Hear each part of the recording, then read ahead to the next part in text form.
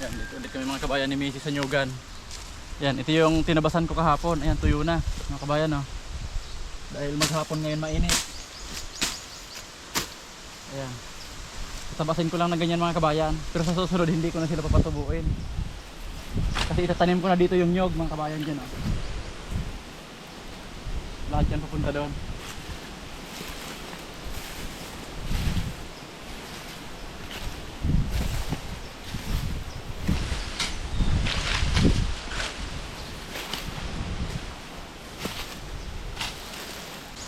Yung luya naman pala mga kabayan, bukas magtatanim na si Barbadong. Ayan, malapit nang matapos.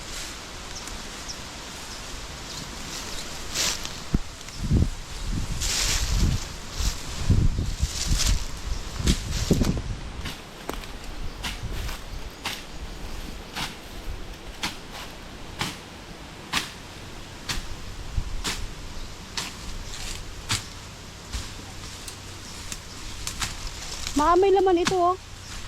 Alin? Nyog? Ah, wala yan.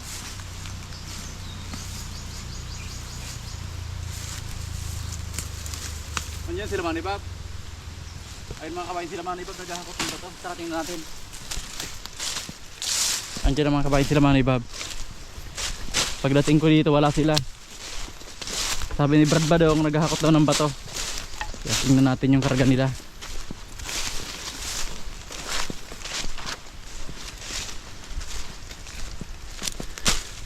Ayun mga kabayan, kahit ganyan lang magandang tingnan. Ayan. Kisa nung dati naman dito mga kahoy, puro kahoy.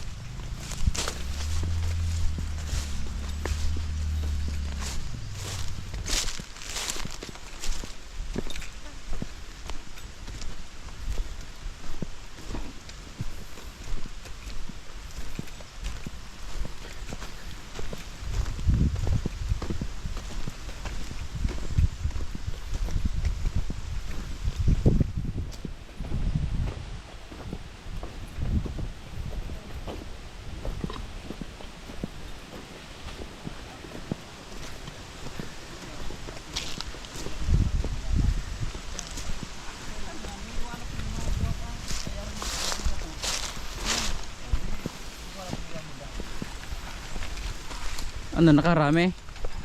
Ah, nakaraming ba to? Ay, anong gabi?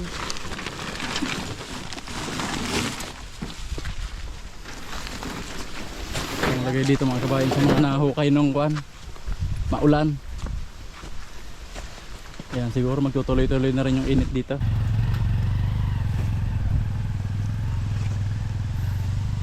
Ayan, gumaganda ng mga kabayan. Tapos yung mga tanim kong nyo, halimbawa maganyan nakataas mga kabayan, oh. Mga 1 meter. Maganda ng tingnan yan. Ayan, ito kasi mga dating nyug dito sa amin mga kabayan, grabe nang tataas. Hindi na namumunga ng maayos. Ayan, katulad nyan, oh. Halos walang bunga mga kabayan. Pero yung itatanim kong nyug mga kabayan, siguro baka hindi na namin abutan ni Mrs. yun. Yan yung anak na namin yung magkukuha nun. Yan, pero makita lang namin mga kabayan na tumaas na, okay na.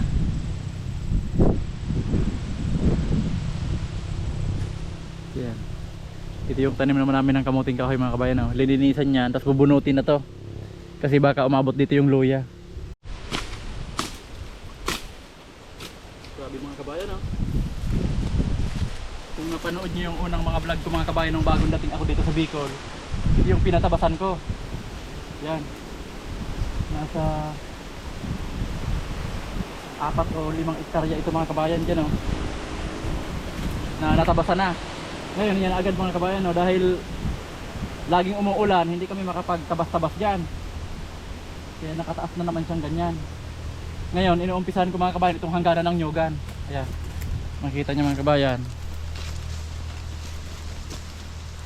Nilinisan ko itong hangganan ng nyugan.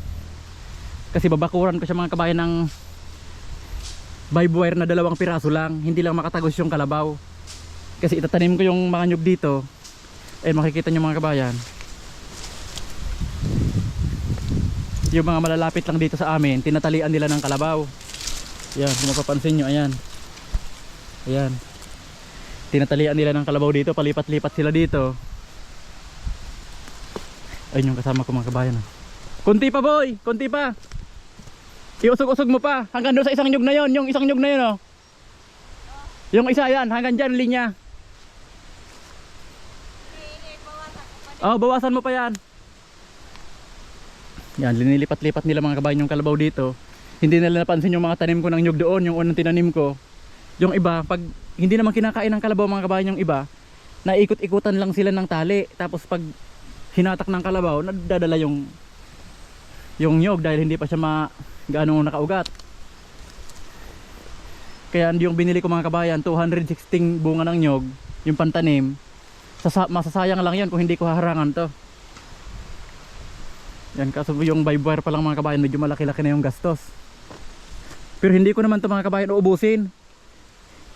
Yung hanggang dun lang sa natabas. Pero yung dulo na yun sa amin pa yun mga kabayan, malayo pa yun. Hanggang dyan lang sa natabas. Pero ito, hindi na sa amin yung kabila na yan. Kaya hanggang dito lang yung bakod. Kahit yung mga kahoy lang mga kabayan, ng mga bilugin na kahoy. Tapos papili na lang ako nung nabubuhay. Yan, in-estimate ko mga kabayan, maikutan ko to ng 200 by 200 meters kwadrado. 200 meters kwadrado. Nasa kuwan mga kabayan, nasa 25,000 yung barbwire pa lang yon, wala pa yung magtutusok dito. Kaya medyo magastos din mga kabayan. Tapos yung pagtatanim ng nyug, ako na lang siguro, paunti-unti lang mga kabayan. Yan, hindi pa ako nakakapagtanim mga kabayan, tubo na naman. Pero pag tinabas ito mga kabayan, hindi na agad ito makakatubo nung katulad nung dati. Yan, maaagwat na yung mga damo, saka maliliit na lang. Kaya madali lang yan mga kabayan. Siguro 3 araw lang yan pag pinatabas ko, ubos yan. Kasi katulad dito mga kabayan, maaagwat na, hindi na katulad nung talagang katulad ditong sa kabila mga kabayan. Mas malala pa yung dito sa amin dati. Ayan, ganyan. Yung pinatabas ko dito. Ayan. Kapuputol mo lang ng kahoy, talagang mahirap. Ayan, sana hindi umulan mga kabayan. Para matagos ko itong isang kuwan na yun. Isang linya nito. Isang muhon to muhon mga kabayan. Bago lumiko doon, may isang muhon dyan na 200 meters. 206 meters. Yung hanggang doon. Di ba yung diretsuhan nyo ng barbwire. Tapos lumiko siya ng kaunti yung nyuga namin. Pag ganon. Pag ganon mga kabayan. Yun lang yung didiretsuhin ko. Pero hindi na rin gaanong maraming kuwan mga kabayan. So unti-unti na lang yung mga harang-harang na lang na tumubo katulad nito. Yan. Malinis na rin yan mga kabayan. Hindi na yung talagang malalaking kahoy. Kaya madali lang. Kaya puntahan natin mga kabayan yung kasama kong nagtatabas dito. Hagi pa yan boy! Hagi pa! Usog-usog ka pang konti. Nung mga unang panahon mga kabayan, maliban sa muhon, yung mga nagtatanim dati ng nyog, yung hangganan dalawa. Ayan mga kabayan, oh, dalawa yan. Yung isa dito sa amin, yung isa dito sa kabila. Kaya yung hangganan ng lupa niyan diretso dito. Ito mga kabayan, yung may nyug na maliit na yan. Oh. Ito. Hanggang dito mga kabayan, magkalapit yung nyug. Ayan. Ito saka ito. Hanggang dun yan, may magkakalapit na nyug yan. Yan yung palatandaan maliban sa muhon. Kaya kung magalaw man yung muhon, hindi malalayo yung estimate. Yan boy, dikit ka dyan boy sa nyug boy. Dumikit ka dyan sa nyug, hanggang dyan ka lang dito. Para ang linya mo, itong nyug na to saka yung nyug na yon, tanggalin mo yan. Para masisilip natin yung tansi.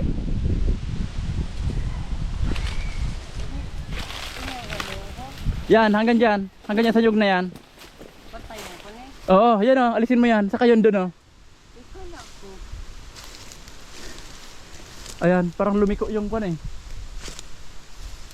Yan, sige boy, tanggalin mo yung hanggang dyan sa nyug na yan. Hanggang dito oh. Hanggang dito boy, sa gitna na to. O, hagipin pa yan oh. Hagipin pa ng tansi yan, putulin mo pa yan. Di ba, magsursobra kang konti.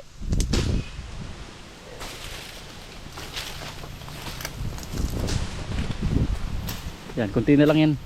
Tatabasin dito, ayan. Yan, nakita nyo mga kabayan, tinalian ng kalabaw, kaya ikot-ikot yung kalabaw dito. Kung may nyug yan, patay na yung nyug.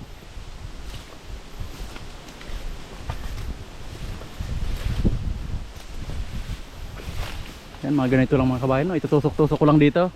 Tapos mapakuan lang ng vibe wire na hindi lang makatagos yung tao mga kabayan, makakapasok. Kasi siguro mga 50 cm ang pagitan o 40. Lusot yung tao. Pero yung kalabaw, hindi siya tatagos mga kabayan. Masasaktan siya doon sa mga tinik-tinik ng vibe wire.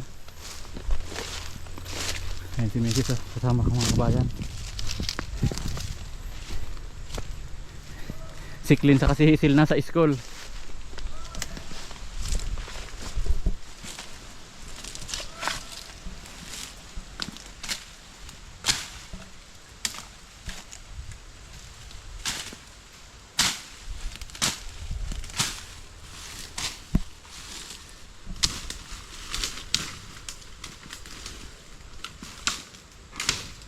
Magandang panggatong to. Tuyo na.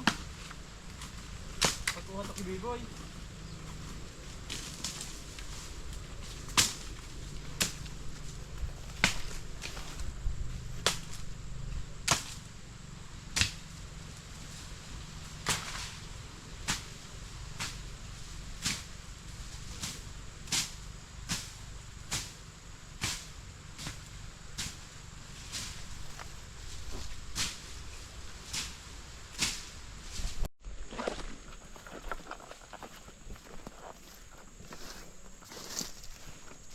Hanggang dito lang muna mga kabayan ang babakurang ko.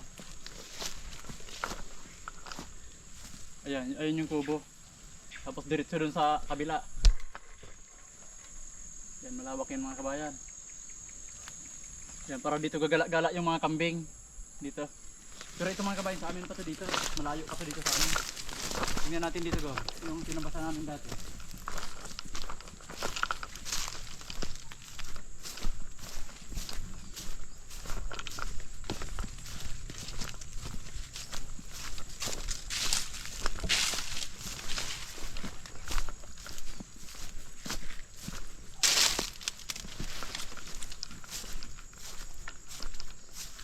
Masyadong malayo na ito mga kabayan.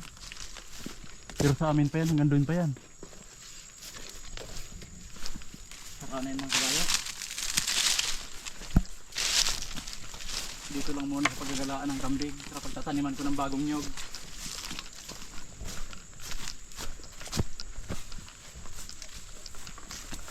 Pwede pa kurbadahin din natin dito yung kwan. O diretsuhan na yung bakod. Diretsuhan na siguro. Ito muna yung kunin natin. Hindi natin sasabayan. Ang lawak pa niyan.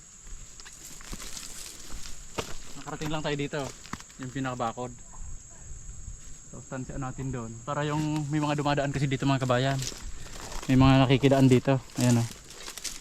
Daan ito mga kabayan. Yung may nyugan dito. Iba yung may-ari. Tapos sa dulo nito iba rin yung may-ari. Ito yung mga sinaunang daan pa ito. Pero pwede ko namang harangan dyan mga kabayan. Pero hindi ko pa naman yan makakasikaso.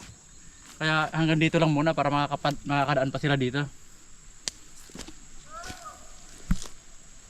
Kasi pag hinarangan ko dyan mga kabayan, hindi pa naman ito magagawa. Wala pa naman akong itatanim dyan. Mapapalayo yung dadaan na ibang tao doon. Ito lang muna ang gagamitin ko ng kaharangan ko. Dito sa pagtataniman ko ng nyog. Saka dyan mga kabayan, medyo masinsin pa yung nyug dyan. Pakita mo gom. Ayan mga kabayan, no? Medyo masinsin pa yung nyug dyan. Dito talagang wala, halos magkakalayo. No, lalo na din, no? Wala nang mga nyug din, no? Puro na lang pinagputulan. Dyan, no? Makikita nyo mga kabayan, no? Ang lawak ng walang nyug. Tara, bisa tayo. Isagad ko na dito yung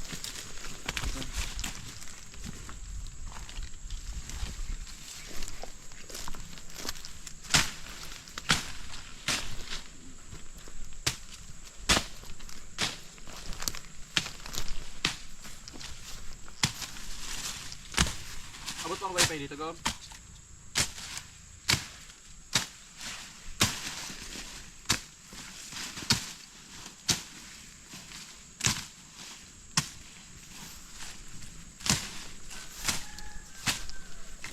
Abot pa yung internet dito.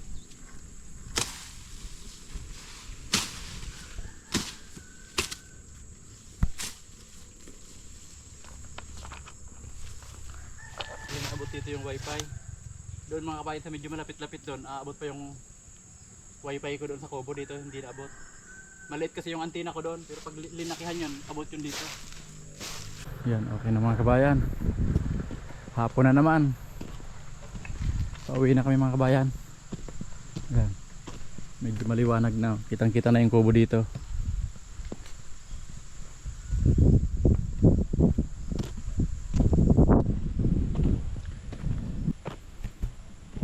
Yan, pauwi na kami mga kabayan ni Mrs.